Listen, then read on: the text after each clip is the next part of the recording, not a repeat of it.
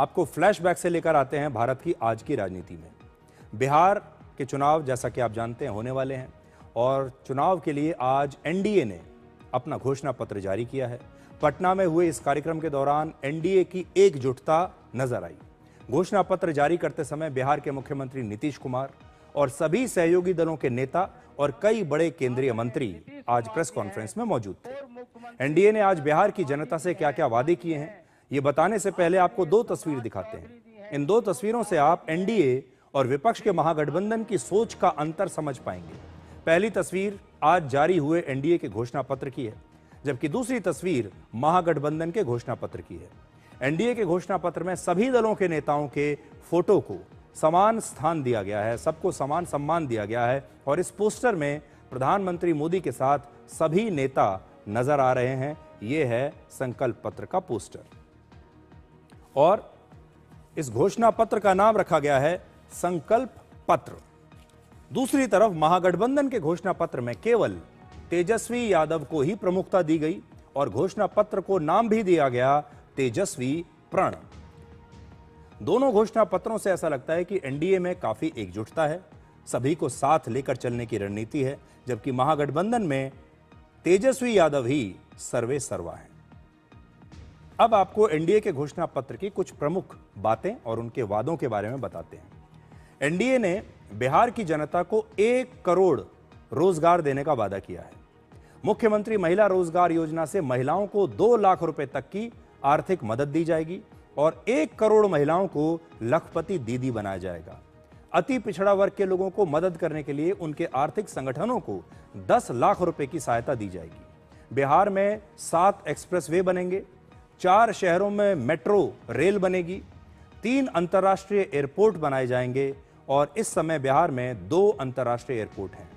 3 अंतर्राष्ट्रीय एयरपोर्ट जो बनेंगे वो पूर्णिया, दरभंगा और भागलपुर में बनेंगे, जबकि गयाजी, मुजफ्फरपुर, भागलपुर और दरभंगा में मेट्रो सेवा शुरू करने का वादा किया गया है।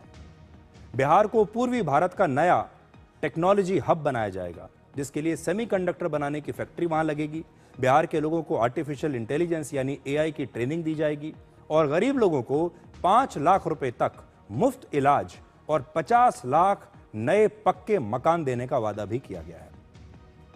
24 पेज के इस घोषणा पत्र का अगर विश्लेषण करें तो 3 बातें बहुत महत्वपूर्ण हैं। पहला, बिहार की जनता को सब कुछ फ्री में यानी मुफ्त में देने का वादा नहीं किया गया है। एनडीए के घोषणा पत्र में बिहार के लोग, उन लोगों को, विशेष तौर पर महिलाओं को और अति पिछड़े लोगों को आत्मनिर्भर बनाने और बिहार को विकसित राज्य बनाने का विजन दिया गया है। इसलिए इस घोषणा पत्र पर विकसित बिहार लिखा गया है। दूसरा, बिहार के परंपरागत उद्योग धंधों जैसे मखाना और लीची को बढ़ावा दिया जाएगा। रोजगार के लिए नए तरीकों पर जोर दिया गया है, जैसे डिफेंस कॉरिडोर और टेक्नोलॉजी सिटीज बनाने की योजना पर वादा किया गया है, जो पूरे किए जा सकते हैं। ये सब वो चीजें हैं जो पूरी हो सकती हैं। अब आपको सुनाते हैं कि इस घोषणा पत्र पर बिहार में कैसे राजनीति शुरू हो गई। यह चुनाव 2 बातों का है। पहली बात तो यह है कि हमें उस अंधकार राज्य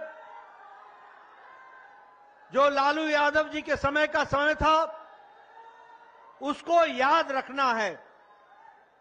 वो अंधकार अध्याय जिसके कारण बिहार को देश भर में बदनामी भी उठानी पड़ी, तकलीफ भी उठाना पड़ा और प्रदेश को अंधकार में बना करके जंगल राज की ओर जिसने इस प्रदेश को धकेल दिया, वह काले दिन पहली बात आपको याद रखनी है जब आप चुनाव में जाओगे। क्योंकि जब तक अंधेरे की त्रासदी को पहचानोगे नहीं, तब तक विकास के उजाले का महत्व समझ में नहीं आएगा। इस बात को समझना चाहिए। लेकिन हम तो कहना चाहते, जो हमने घोषणा पत्र देखा, एनडीए के लोगों को सॉरी पत्र लाना चाहिए और बिहार के 14 करोड़ जनता से सॉरी बोलना चाहिए था कि 20 साल से भी राज करने के बाद भी सबसे गरीब राज्य बिहार, कोई कारखाने नहीं, कोई निवेश नहीं, हर सेक्टर में जो है ये सरकार फेल रही इसलिए इनको सॉरी पत्र लाना चाहिए था। पहले वाला तो घोषणा पूरा हुआ नहीं, एक नया जो है आनंद फानन में जो है इन लोगों ने ये घोषणा पत्र जारी की है। अब आपको एनडीए और महागठबंधन के घोषणा पत्र के 3 सबसे बड़े अंतर बताते हैं। पहला, एनडीए ने 1 करोड़ रोजगार देने का वादा किया है, जबकि महागठबंधन ने हर परिवार को सरकारी नौकरी देने का वादा किया है। बिहार में करीब 2 करोड़ 76 लाख परिवार हैं, यानी महागठबंधन 2 करोड़ 76 लाख लोगों को सरकारी नौकरी देने का वादा कर रहा है। दूसरा, एनडीए ने मुख्यमंत्री महिला रोजगार योजना में 2 लाख तक आर्थिक सहायता और 1 करोड़ लखपति दीदी का वादा किया है, जबकि महागठबंधन ने महिलाओं को हर महीने 2,500 रुपए देने और जीविका दीदी के जो प्रमुख हैं उन्हें 30,000 रुपए की नौकरी देने का वादा किया है। तीसरा, एनडीए ने हर परिवार को 125 यूनिट मुफ्त बिजली देने का वादा किया, जबकि महागठबंधन ने अपनी सरकार बनने पर 200 यूनिट बिजली मुफ्त देने की बात कही है। यानी बिजली तो दोनों ही मुफ्त दे रहे हैं, एनडीए 125 यूनिट और महागठबंधन 200 यूनिट, लेकिन एनडीए उतना ही वादा कर रहा है जितना किया जा सकता है।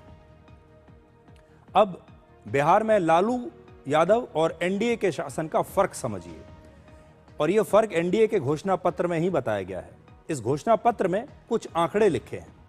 1990 से लेकर 2005 तक बिहार में लालू यादव का शासन था और 2005 से लेकर 2025 तक 20 साल तक एनडीए का शासन।